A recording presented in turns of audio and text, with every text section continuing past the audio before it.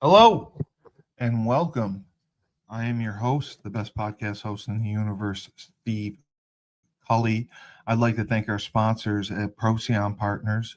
Procyon, one of the top 50 fastest growing companies in the nation. They specialize in employee benefits, wealth management, and retirement planning. President Sean Rabinowitz, proud supporter of our podcast network and everything we do. Green Street Trust International, owned and operated by Rennell Jump and UConn legendary men's basketball player Jake Voskuhl. They specialize in tax plans for businesses large or small. They will save you money or get you a big fat return on your taxes. To schedule your free strategic tax planning session today, go to www.greenstreettrust.com. Pete Finch and the Finch Law Firm is located in Bridgeport, Connecticut. If you've suffered any type of personal injury, slip and fall, car accident, your mother-in-law ran you over with her car, your wife got angry one night and decided to stab you, the Finch Firm is for you. Pete has won legal battles all across the state of Connecticut. He will go to war to get every dollar you deserve in compensation. You just have to remember, in a pinch, call Finch or go to his website, thefinchfirm.com. Dynamic Human Performance is owned and operated by UConn legendary running back Andre Dixon. He trains boys and girls of all ages, all sports. He has a boot camp program 7 days a week, 6 a.m. You want to get in shape, you go to Andre. He has an athletic development program where he trains boys and girls in the sport of their choice from the ground up, helps them reach their full potential, be the best they can possibly be.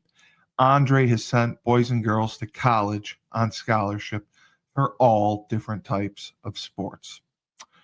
To work with the best, he has a 5,000 square foot state-of-the-art facility in Hartford, Connecticut. Go to www.dynamichumanperformance.com. All right. A very special edition of Husky Talk. We actually get a current player, tight end, Lewis Hansen. Louis, great to see you. Yeah, thanks for having me on.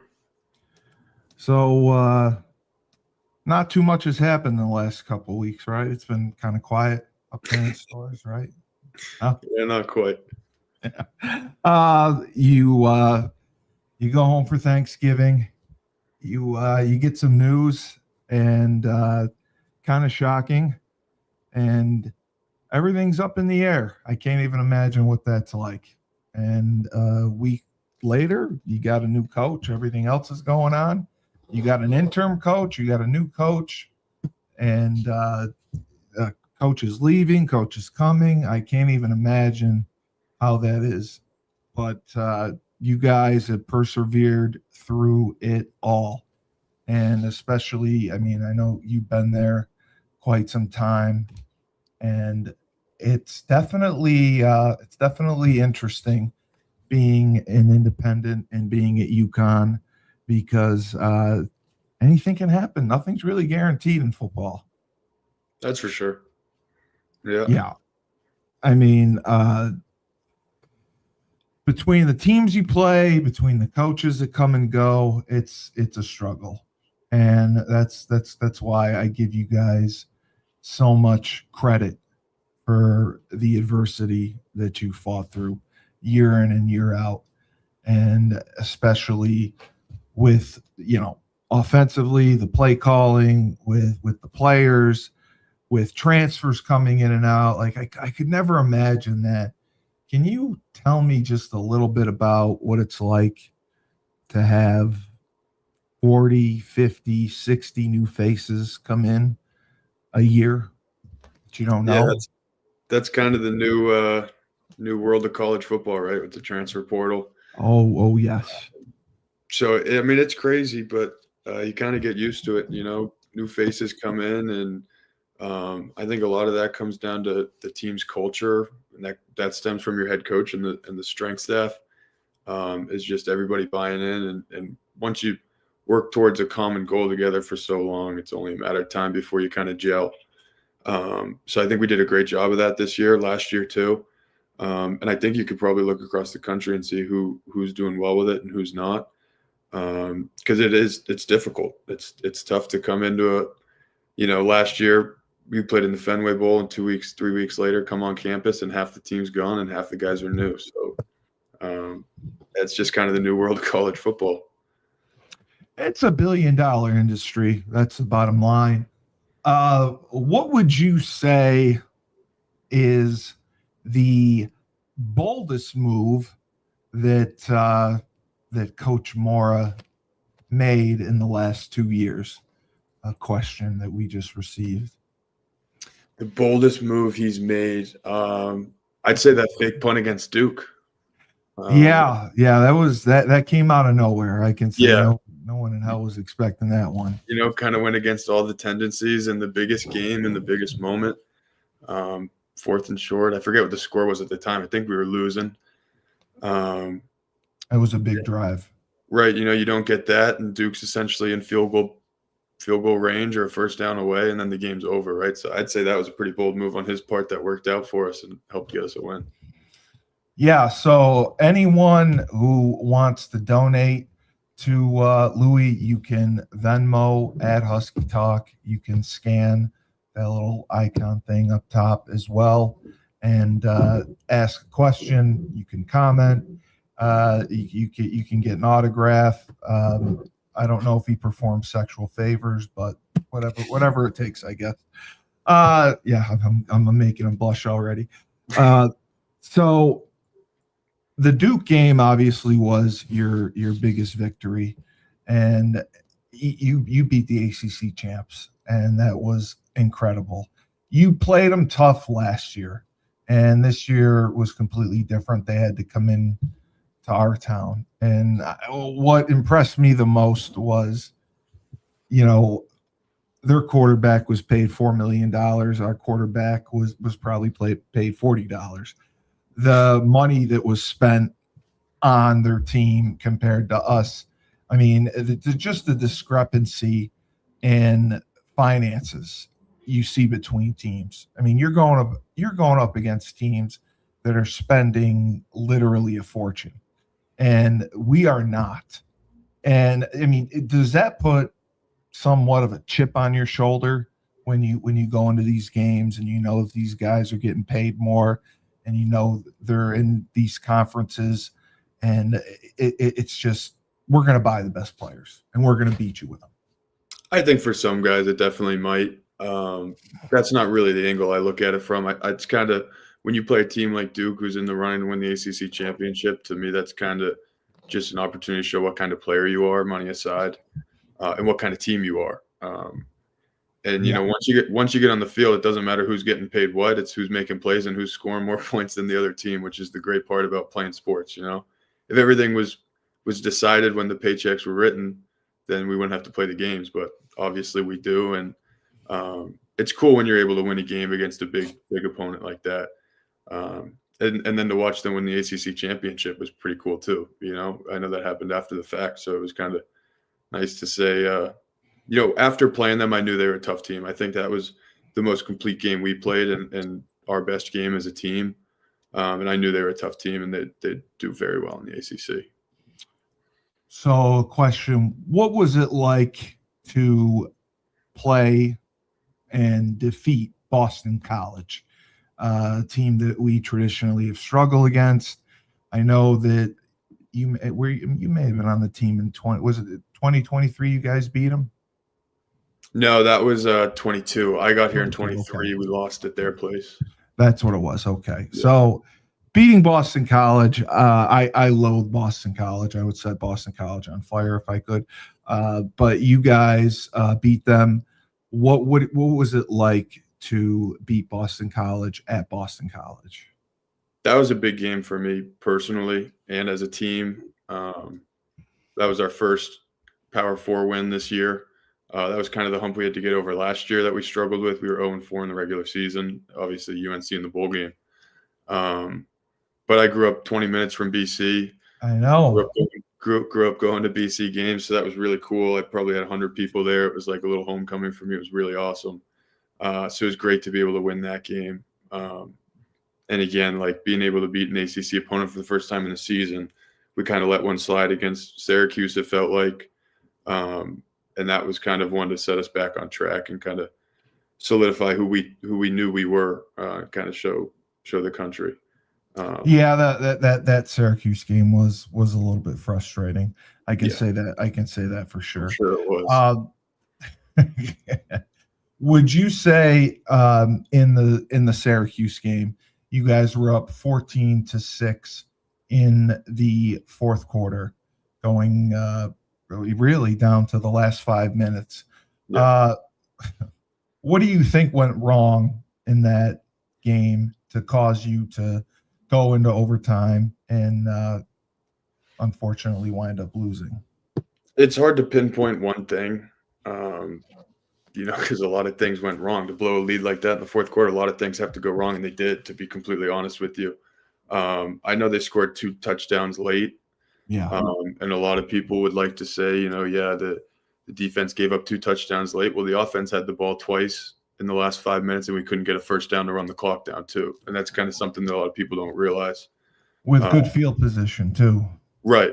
And didn't get any points, didn't get any first down. So, I don't know, pinpoint why that happened is pretty difficult. But it definitely was just a team letdown, really. So that was a really emotional locker room after the game, and part of the response from that, being able to get the season back on track and have the success we did, is kind of a testament to the guys we had in that locker room, because that really could have derailed our season the way that went down. Yeah, it absolutely could have. And all right, so what was it like to lose 3 games in overtime? I mean, that's I mean, I looked into it, and I don't think since overtime's been enacted, there's been a team that has lost every game that they've lost in overtime. Yeah. So, I wonder if the teams even lost 3 in overtime in a season. That's what I'm saying. Yeah, I don't think there's a team that's lost 3 in overtime in a season. But what was that experience like to lose all 3 games in overtime and kind of know how close you were to being undefeated? Frustrating, very frustrating. Yeah. Each individual one was frustrating in their own right, and then also as a collective to look back and be like, wow, we lost 3 games. We had leads in the fourth quarter, and all three went to overtime, and we couldn't get it done. And then coulda, woulda, shoulda, but you think about, like, well, what if those went the other way? What if we were 3-0 in overtime, Yeah. And that's just something you got to live with. That's part of the game. We didn't get it done when it mattered in those specific games, but that's really tough to kind of live with and deal with throughout a season, is like just how close we were to it was a great season, but to doing something phenomenal, really unheard of. So you guys were put in really one of the most difficult situations when coach left after the season. Who would you say stepped up, from a player perspective, player-wise, is kind of a leader, an emotional leader to rally the troops, to get them to kind of stay the course, finish what you started? I know you obviously took a tremendous leadership role, and it made a huge difference. But if besides yourself, is there anyone that you could pinpoint as to maybe stepping up and, saying, hey, let's keep this going. Let's try to keep the ship going in the right direction? Yeah. When things like that happen, a lot of times there's player-led meetings and team meetings. First to kind of talk through everything that's going on and sort through it, and then next to figure out where you're going. Wes Ho is a big vocal leader for us. Kind of exemplifies the toughness that we play with. So when you play tough, guys kind of listen to you. If you don't talk a lot and you play tough, they listen when you speak. Guys like Wes, Cam, the way he runs the ball, everyone's always going to listen to him. Defensively, Damon is a big one. I know a lot of guys on the team and on that side of the ball in particular look to him for direction in situations like that. Those are kind of guys that have helped steer the ship in the right direction going forward. Yeah. And it's good to know that there were that many guys that stepped up and wanted to keep things going in the right direction. That is really good to hear. You guys had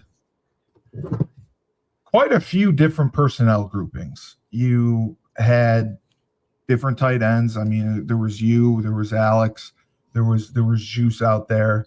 There was Cam, Mel played for a little while, and then, they had Oliver, they had Victor, some of the other guys, the receivers. What was it like to play with so many different personnel groupings? Because it seemed like there was a lot, and you got to know where you're going, and you got to know which grouping you're in.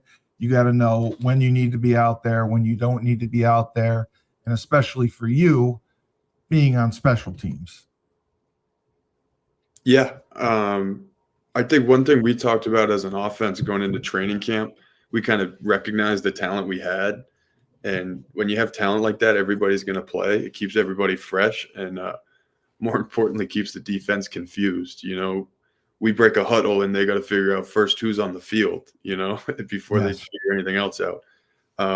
But Coach Samus did a great job this year of really running our base stuff, but making it look different, if that makes any sense, with different personnel. Yeah, he did. Different formations, different motions, but then we snap the ball and we're running the same play, but we got a whole lot of things for the defense to think through and look through before the ball's even snapped. But then when the ball's snapped, we're running things that we've run thousands of times in practice. So I think that was really part of what made our offense so great, is our ability to kind of execute at a really high level in a lot of different groupings, like you said. But it was fun. It was a lot of fun going into a game. And today might be Sky's day. Today might be Cam's day. It might be Mel's day. You never really know. And we had so many ways to attack defenses that it really made it fun. I was amazed, especially last year. You guys had a lot of talent.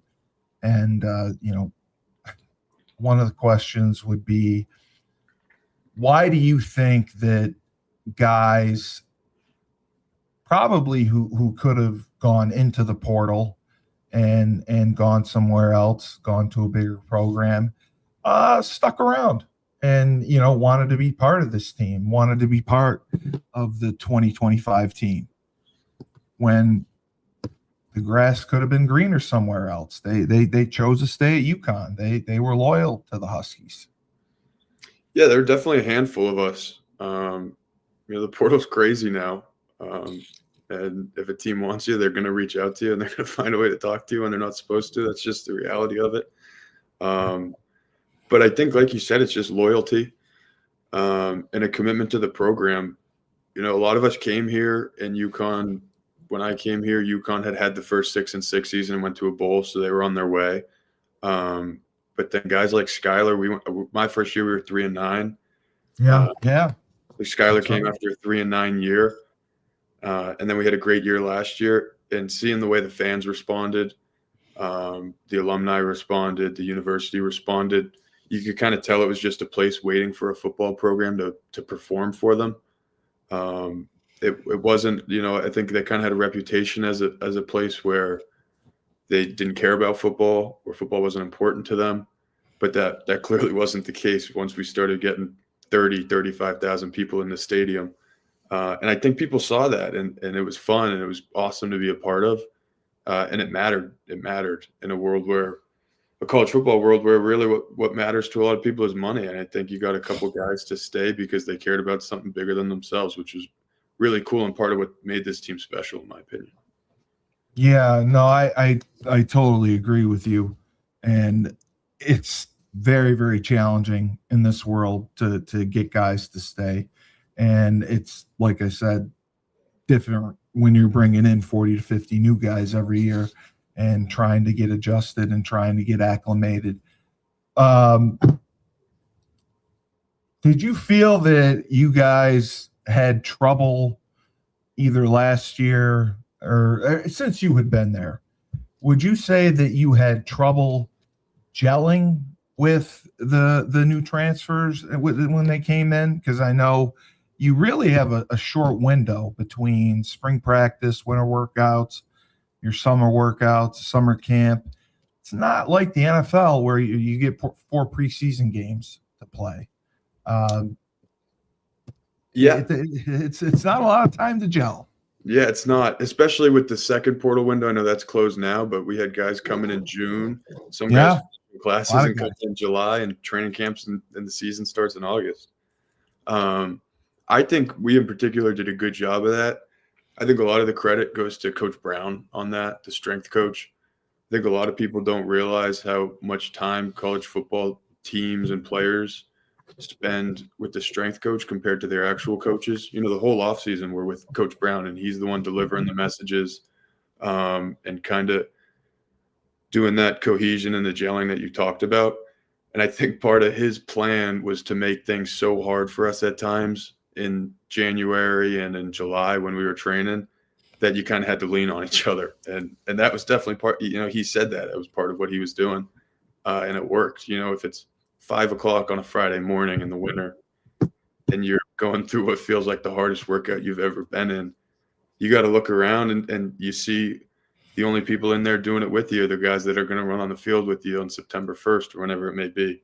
And I think that's, again, part of what made us gel and what made us good. I mean, it sucked at the time, you know. Of course. Nobody likes that. Back on it, he absolutely knew what he was doing, and it worked. And then the second year you do it, it's a little bit easier to do it because you know it works, and it's why you're doing it, you know? What would you say in your 3 years or 4 years there, the toughest away environment that you played in would be?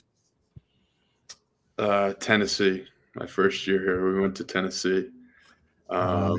The checkerboard stands. That stadium, you know, I played at Michigan, and they were different stadiums in that when you walk into the big house, you look out into the stands, and it feels like they go on forever and they never end. And there's just so many people there, and you're kind of enclosed. But Tennessee's different in that it's so vertical that when you walk in, you just feel trapped, and that like you're surrounded and everybody's on top of you, and it gets real loud. So that was an atmosphere that definitely stuck out to me. Yeah, I mean, an SEC environment like that, and I believe Tennessee has the largest stadium in the country now. Yeah, they might. They're like 110. The other one was JMU. We played JMU. I think they were undefeated at the time in 23. And that was kind of one of the group of 5 schools that I went to, and was like, wow, you know. Yeah, they're pretty passionate down there. Yeah, I mean, they're in the playoff now, so it's working for them. And they are in the playoffs now, and it's working for them. Okay, so if we had gone undefeated, do you think we would have made the playoffs? That's an interesting question. I don't see, you know, I kind of talked about it earlier. It's so frustrating even talking about it just because we realistically were pretty close, but I don't see how you leave an undefeated team out of the playoff. If you play a college football schedule and you win every game, at least got to see where they're at in the postseason, you know?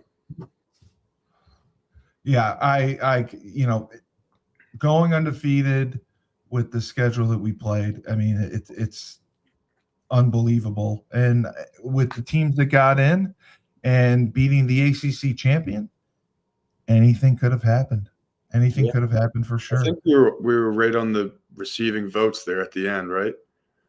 We were receiving votes, man. We were getting we're in the top 25, and probably I don't know how it works with the group of 5 slot. If we would have needed a conference championship, that would have been a whole other debate that we would have had to get into. But Was it frustrating for you playing as an independent at UConn? It's not something I really noticed, to be honest. You just Um, play who you play, right? On Saturday, you line yeah, up who you up against. I mean, I know it's probably something that makes it maybe difficult for the athletic department or fans, like scheduling games and, um, like you said, I don't know if there's money involved with the conferences, but when you're playing football, you're playing football. It doesn't matter who you're playing. Um, One thing I noticed, I don't know if it has anything to do with the conference, but this year in particular, all of our games were pretty warm. Seemed like towards the end, we had Yeah, the freedom of yeah, scheduling that we were down in Florida at the end of the year. So right. that was nice. I don't so, but no, that's not really something you notice when you're playing the whole conference thing. If you had to pick a toughest opponent, a player that you played against, is there anyone memorable that stands out as being a tough player that your toughest opponent that you could list that you played against that you could single out that is memorable this past season? Yeah, that's a good question. I think that Duke defense had a couple of dudes that stood out to me. Not that he's a guy I necessarily went up against a lot, but I know their corner. Their corner was projected to go in the first round, I think. Um, and that was kind of a conversation all week with the scheme. And then at the end of the day, coaches kept saying to Skyler, "You got to go win," and he did at a high clip too, which was great.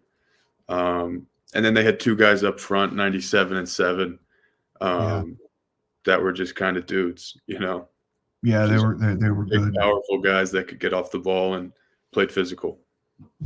They were very good up front. Yeah. And again, I mean, to beat Duke, to beat BC, that was huge. Um, and you're going against Buffalo, you're going against Ball State. Did you find it difficult to get up for games like that for Buffalo, for Ball State, for FIU, for teams like that who are not of the same caliber? Did you see yourself getting up more for the Power Four schools? No, I definitely wouldn't say we had trouble getting up for those games. They're also important in college football. You're only guaranteed 12 opportunities.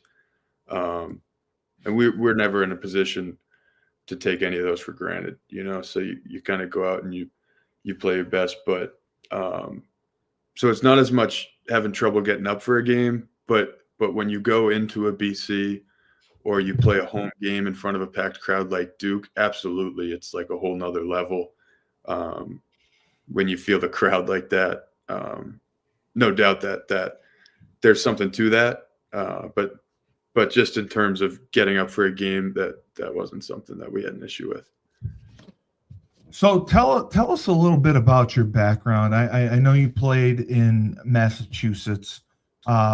Did you play from the time you were young, growing up, Pop Warner, and all the way through middle school, high school? Is that kind of how it worked for you? Were you just a football guy? Yeah, I've always been a football guy. So my dad was my older brother played football. My dad was like the president of the Pop Warner team for the town. So he kind of snuck me into the, third, fourth grade team when I was in first grade. So I've been banging heads since I was a little kid. So I've always loved it. I've always been playing football. I played up until my ninth grade year in public school. Then I transferred to a prep school in Massachusetts. What Senior prep school was it again? St. Sebastian's. Oh, you went to St. Yeah. Sebastian. That's right. Yep. Okay. Yep. And you had a great experience there, and that is where I mean, when you go to those type of schools, Massachusetts football, unfortunately, I coach at Holy Cross. Mass football tends to be underrated, depending on who you talk to. And academically, you took care of business. Did you feel that St. Sebastian's helped you get recruited? Absolutely. I grew up in a town, it's called Dover. There's like 7,000 people in the town. The public school football in the whole league, really. You just can't get recruited to a Division I football school out of that league. I actually had my coach at the time. I played my freshman season there. He came up to me after the season and he was like, "Dude, I love you, but I think your career will be best if you go to one of these prep schools." And that's kind of where the talent kind of congregates in Massachusetts. Yeah. So people might look down on Massachusetts high school football, but once you get into that specific league, I probably played against 8 or 9 guys that are playing on Sundays now. Khalil Mullings is a a running back for the Titans. Zach Zinner's an offensive lineman for the Browns. Pat Freiermuth, the Steelers tight end. These are all guys that came out of that league. AJ Dillon. So there's a lot of talent in that league, and I think that definitely helped prepare me for college. And, coming to UConn, and you were recruited obviously by Coach Moore and his staff, and, the transition and everything that's going on now, have you had a chance to talk to or meet with Coach Campbell? I have. So he actually spoke to the team. Candle. Yeah. Yeah. I introduced myself. He talked to the team, and I kind of gave him a quick hello. I just introduced myself and wished him luck. But as a guy that won't be here next year, I don't know if he was necessarily there to meet guys like me. So it was brief, but I did meet him. He seems like a great guy. He's all business. You could tell he's a football dude. Wants things to operate a certain way, wants meetings to go a certain way. And those are typically the teams that display a disciplined football team too. So I think he's going to do a great job here. And obviously, you've had 2 really good seasons, and I've always said you're by far the most complete tight end as far as being able to block on the line, off the line, blocking in space, running routes, getting separation, catching the ball. And I coach tight ends. It's one of the toughest positions offensively because you got to block like a tackle, you got to catch like a receiver, and you definitely found a way to do that. You have aspirations and goals to play in the NFL, and you're going to work hard to make sure that happens. Has that been a dream of yours all along that you wanted to play in the NFL? Yeah, the whole time. So as it gets closer and closer, it's kind of, exciting really to just kind of be on this journey and you kind of get caught up in talking about things like training for pro day and pro days and things like that. And sometimes it gets stressful, but just taking a step back and being like the things I would have done 15 years ago to be in this position. So it's pretty cool. It's really, really a fun thing to be doing right now. Yeah. I mean, you don't take time to smell the roses because you never know. You never know when it's coming. And going in, we're playing in the Fenway Bowl. We had a good crowd last year. We're playing a team, Army. It's a difficult opponent, just kind of like Air Force is. What do you think offensively, the philosophy will be against Army? Yeah, we haven't dove too deep into Army specifically. Typically the first few weeks after the season, coaches do a lot of self-scouting. Right. Try to find our own tendencies so we can work against those. But just the triple option offense in general, as we prepared for Air Force, the premium on possessions, we did a great job taking care of the ball, but against teams like Army and Air Force who might break off a 10 to 12-minute drive, you can't afford to give the ball back to them right away. So getting the first down, taking care of the football, and finishing with touchdowns in the red zone, like those are all priorities in games like these where possessions and plays might be limited. You can't be trading 7 points for 3 in the red zone. You can't be giving the ball away, and you can't go 3 and out when the defense is exhausted. No, you absolutely cannot do that. You have I know that you roomed with Joe, the quarterback, Joe Figliano. He really stepped up, especially last year, going through everything that he went through, the adversity, comes in, delivers. And then this year, man, he was just on fire. He had a magical year. But, talk a little bit about the relationship that you guys have, because you guys are definitely close. And you've been through you've been through it all together. Yeah, Joe's one of my best friends on the team. We came in 2023 in the winter at the same time. We roomed together. We roomed together since we've been here up until the season. But it's been great getting to know him and playing with him. And it's really, really cool to see a guy that works as hard as Joe on and off the field, kind of see that come to fruition with this season. I think a lot of people will say things like, oh, we didn't see that coming, an underdog story. But if you get to know Joe and, he walks into the room at 9:00 on Tuesday night, oh, Joe, where were you? I was watching film, like things like that. Seeing those things all lead up to a season like this was really cool. So it was awesome. I was so happy for all this to go down the way it did for Joe. But no one's more deserving. What would you say about your position coach? What was your relationship like with your position coach, and who was he? Coach Peterson. We had a great relationship. He's a great coach. Kind of a film junkie. Kind of knows everything and can kind of really, really great with defenses specifically. As you become an older guy, you kind of seen yourself on film so many times. I can turn on a clip and tell you if my first step was right or where my hands are supposed to be. I think where he helped me most was he has some experience with the defensive side of the ball and being able to diagnose defenses and pre-snap tendencies from the defensive line and the DBs, what coverage you might be looking at, or what type of blitz packages the team might be in before the snap.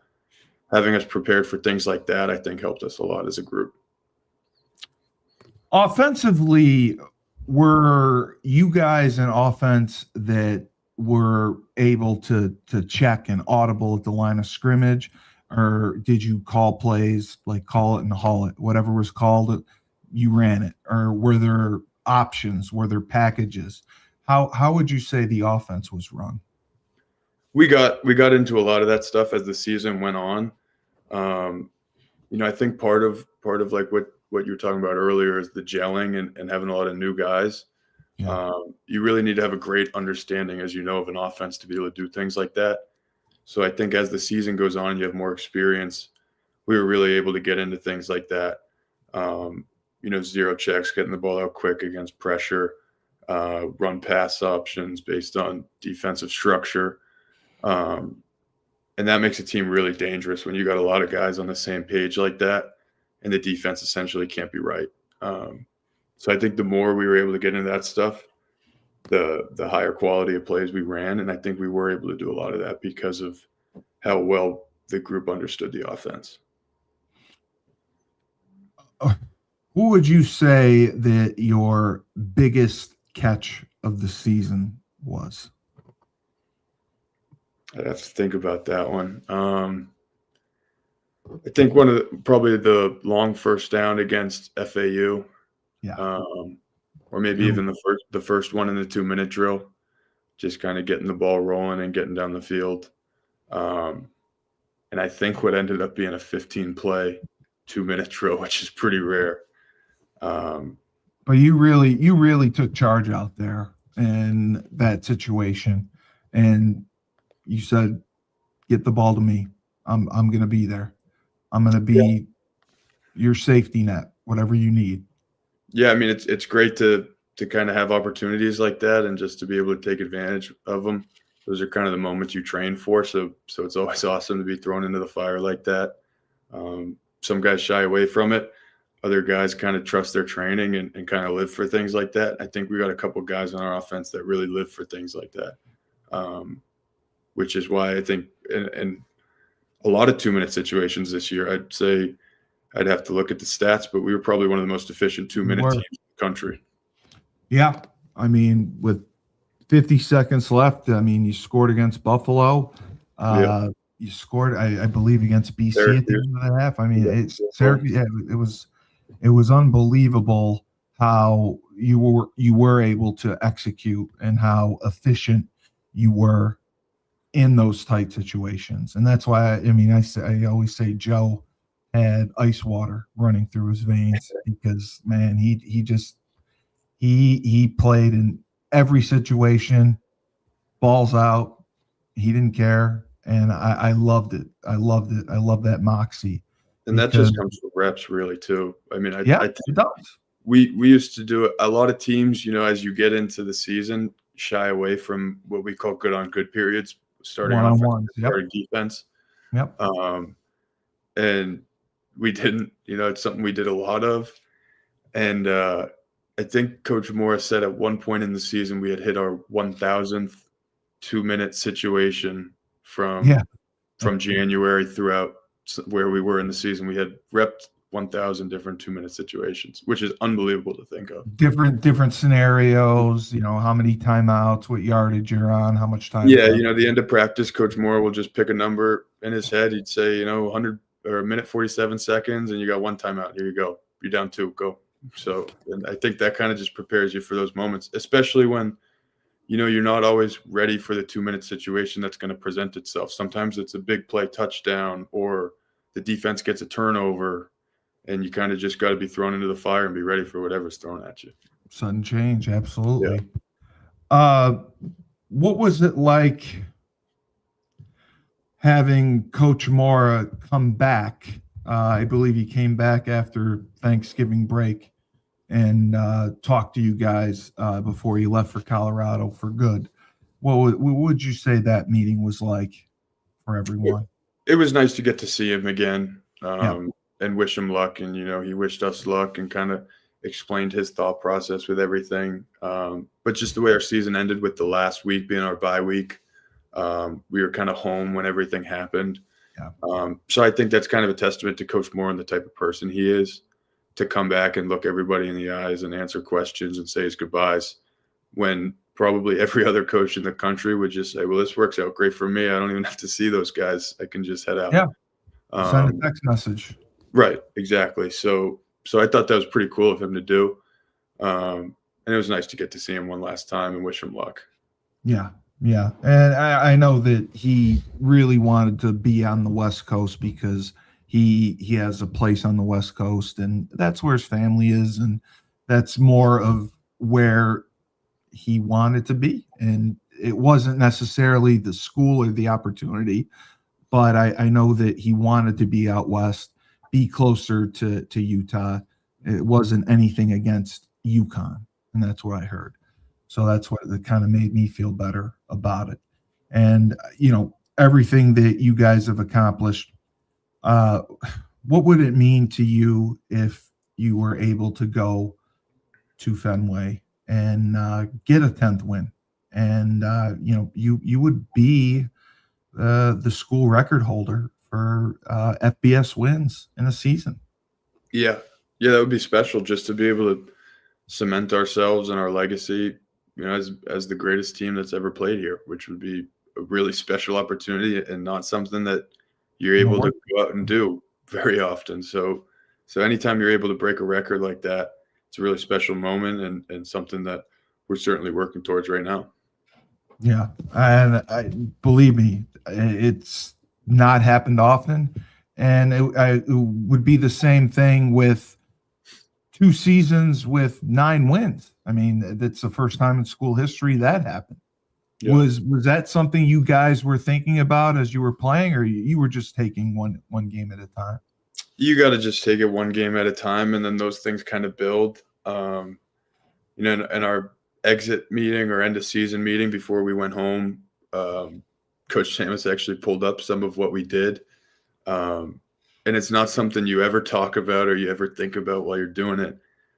You just kind of take it one game, one play at a time and just try to take advantage of every rep. But things like we didn't even realize, right now I think we're 40 yards and like 10 points away from school records for a single season. Yep. Obviously, like you said, a win would be a record. So there's a lot to play for. And just the opportunity to go out and play one more time with this group of guys is enough for me. But we got a lot more on the line, which is pretty cool. Yeah, it is. It is. And, like I said, playing in a bowl game with your brothers, especially when I was there, it's something all of our alumni, we dreamed about. We dreamed about this opportunity to be able to watch the guys ahead of us come and play in bowl games and have success and show that what we went through wasn't for nothing. Right. And you guys really came in and resurrected the program. And that wasn't easy. And that was after 10 years of turmoil, 10 years of down time, 10 years of losing. And that's hard to shake off. Once you get that reputation, it's really hard to shake off. What do you think the biggest factor was in you guys being able to change the narrative of UConn football and become winners again? Yeah, I think the only way to do it is consistency, really. Winning 9 games twice in a row. Doing it once could be a fluke if you don't follow it up. Just like winning one big game could be a fluke if you don't win the next week. So I think winning the 8 games in the regular season last year, we weren't able to beat any of the Power 4 conference opponents in the regular season. And that was kind of like a stigma we had on that team that we were able to break in the bowl game, which I think was really important for that group. Yeah. And then to follow it up this year, I think we had 2 more Power 4 wins and another 9-win. Correct. So far. So it's really a consistency thing and being able to prove that that's who you are now and that's what you're capable of doing. When I first got here in 2023, we had the first bowl game the year before that I wasn't here for, but correct. We played NC State at home in week 1. And the crowd was packed. The stadium was rocking. I think NC State might have been ranked. And it felt like a game we let go. We lost by a touchdown. And then we went on to lose, I think, the next 5 or even 6. We were 0-6 at one point. And for a second there, I was like, man, did we blow our opportunity? Like the fans were there. They were ready for us to play and win and succeed. So the fans were always ready and waiting for us to kind of just pick it back up. And it was great that they were right there waiting for us when we started having success. And you saw the stadium start to fill up again, and it was awesome. And it really did.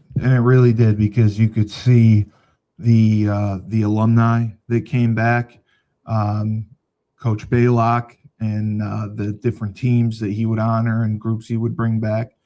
Guys loved coming back and watching you play this year. And offensively, I mean, you're talking about a team. I mean, you average over 30 points a game, 400 yards a game. Those aren't numbers that you come by easy.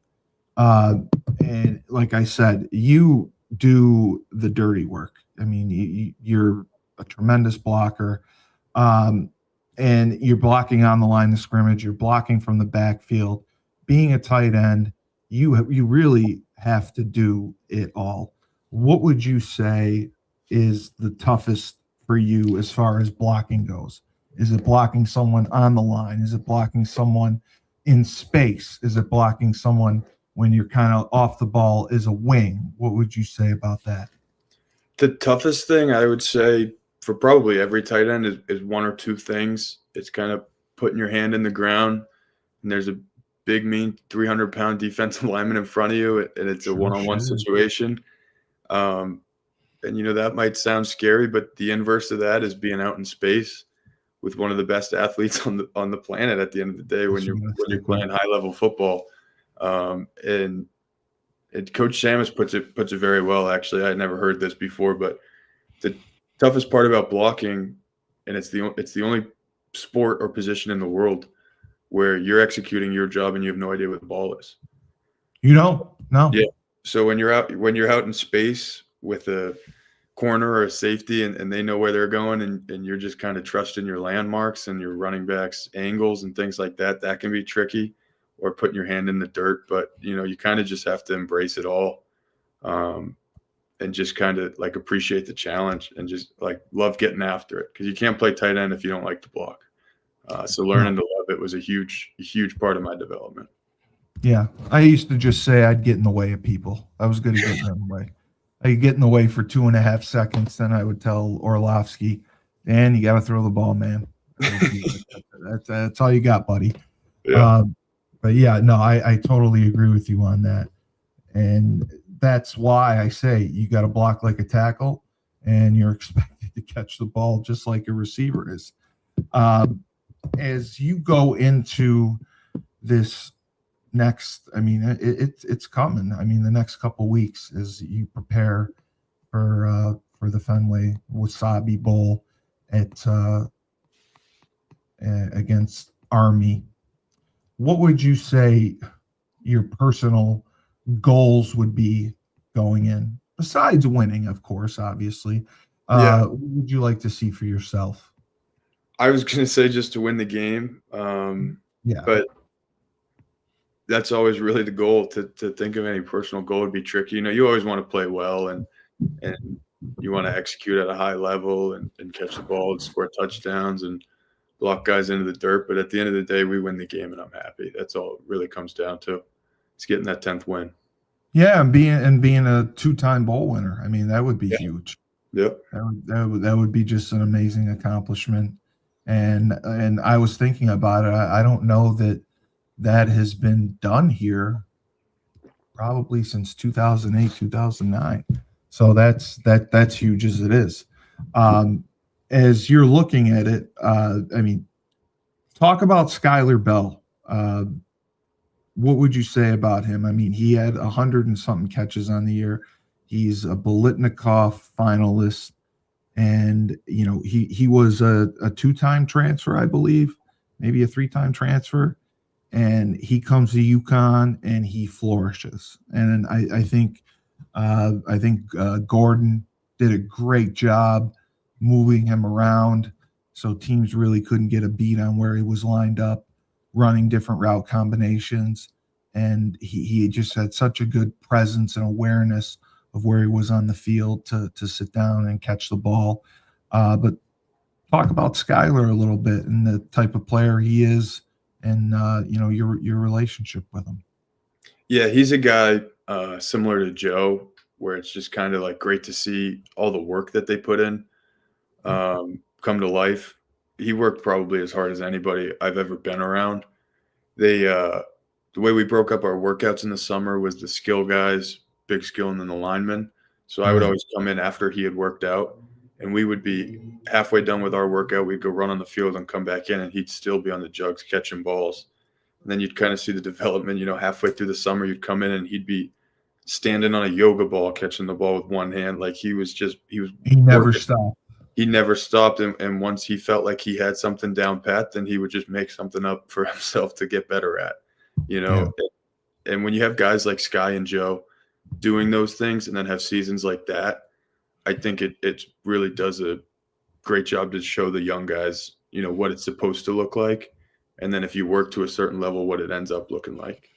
But just in terms of Skylar, having him on the offense, it just felt like we were never out of it, really. And in terms of games or even situations, it's like 3rd and 25. It's like, all right, we'll throw the ball up to Sky, 1st and 10. Let's just put the ball down. He's going to make a play. Like I think of that Syracuse 2-minute drill. I think it was like 4th and 15. He had some one-handed where he made the catch. Yep. The Duke game-winning touchdown. Like he was just a guy you could rely on. The radio asked me about him in 50-50 balls at some point during the season, and I the only way I could think to say it was it's not a 50-50 ball when it's going to him. No. Which is great to have on your team when in doubt, you got a guy you can go to that you can trust to make a play is a huge advantage. And there's probably only maybe 5 or 6 guys in the country like that you can trust in situations. And the other guy who really stepped up, Cam Edwards. Cam had to really shoulder the load when Mel went down. And he did a phenomenal job as well. What would you say about Cam as a runner and having him on the team? He just seemed like a ball of energy. someone who would get guys going. He would. I mean, I said he would go into beast mode. He reminded me of Marshawn Lynch when he ran. Like he would just run through everyone sometimes. But he is not the biggest guy in the world. He's taking 20 to 25 carries sometimes a game. He ends up with over 1,100 yards rushing, 12, 13 touchdowns. That doesn't happen this day and age as much because of, running back by committee. But Mel goes down, he steps in, doesn't miss a beat. What were your thoughts on Cam and the season he had? Yeah, you kind of hit it on the head in terms of just the way he runs and the energy that gives, himself, but also the guys around him. When you got a guy like that, a leader of the team, running that hard and finishing runs, running through guys at the end of the run, not running out of bounds, kind of fighting for every yard, it kind of just sets the tone for the whole offense and the whole team. Really, is that's what we're about.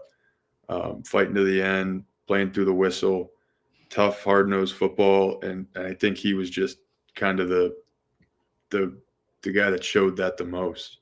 And it was really awesome to have him in the backfield. And again, like a guy you can trust. He's going to take care of the football. He's going to run hard, and he's going to fall forward, and that's all you can really ask it back. Yeah, though, I mean, the one thing about this team that I was impressed with is I just thought talent-wise we had so much depth across the board. They had talent at every position, whether it was up front, whether it was in the backfield, whether it was receivers. You guys as a tight end group with you and Alex. I mean, I don't remember a UConn team being as deep as you guys were, especially offensively. That had to have been tricky, again, to put that together, to have you guys gel, to have guys kind of know their role and their responsibility. They're coming in and they may not be the number one target on a play. They may not be the number one runner on a play. But everyone seemed to accept their role, embrace it, and, really play as a team. Would you say that that's accurate? Would you say that?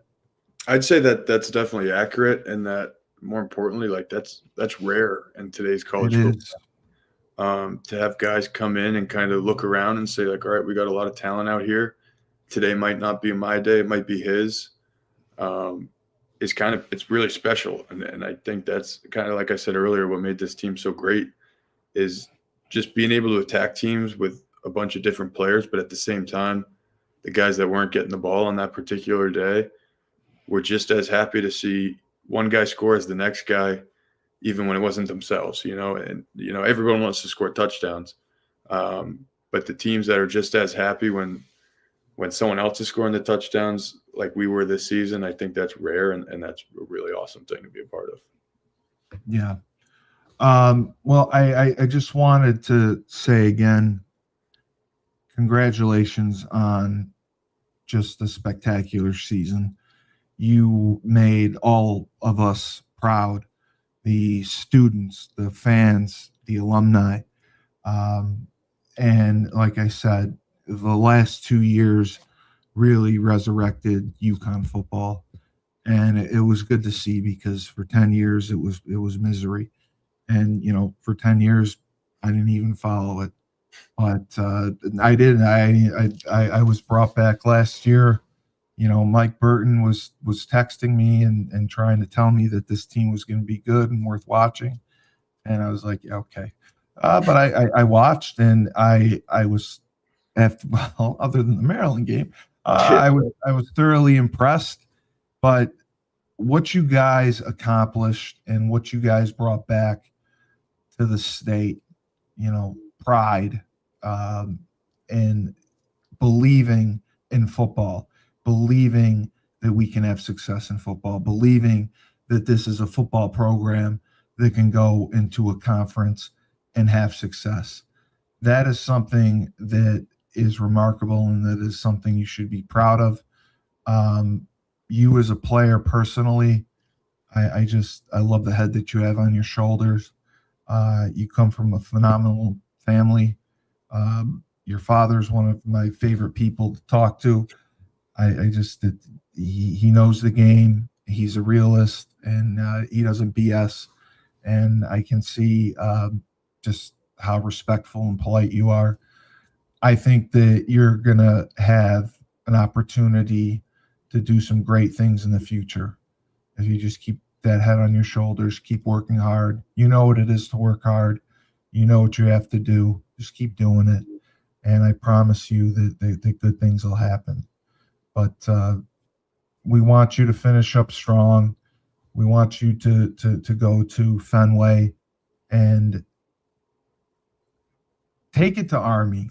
And I know we were hoping for something down in Florida. We were hoping for something in Alabama. We were hoping for something in Charlotte. We didn't get exactly what we wanted, and that's irritating. And I will say, be the first one to say, you guys deserved better. But I would say, shove it up everyone's ass. Shove it up the committee's ass. Shove it up all these bowl people's asses, and you go out and you pound the living fuck out of Army and take it out on them. Because I'm a Boston guy. I'm happy to be in Boston. Exactly. Pound home, the fuck out of Army. Take all your frustrations out on Army, because these guys didn't think we would travel well. These guys didn't think enough of our program to send us somewhere else. So, you know what? Screw them. Screw all of them. And play with a chip on your shoulder. Play with some swagger. Beat the fuck out of Army. Send a message. UConn football is here. UConn football is back. And UConn football isn't going anywhere. That would be my message. And you get to suit up with your brothers just one more time. Like I said, guys, I know you had 38 or 37 seniors. Not everyone's going to have an opportunity to play in the NFL. You get one more game to play, man. And all of us would have given everything for that. So keep that in mind. Again, thank you for coming on here and doing this. We really appreciate it. The fans appreciate it. The alumni appreciate it. And I am excited to come out to Boston and see you. It was great. I got to meet your dad at the Air Force game. He gave me a big hug. So it was fun. But I wish you the best of luck. Study for your finals. Don't blow those off. Do well on your finals. Enjoy. I think you get a week or so off before you get back to work. But I know the last 2 weeks have not been easy, and I am grateful for the leadership that you have brought to this team to hold this team together. To kind of be the glue that keeps everyone focused, everyone on task, everyone wanting to play. And that goes a long way. So for Mr. Lewis Hansen, tight end, UConn, the best of the best. We appreciate having you on Husky Talk. Yeah, and thank you guys.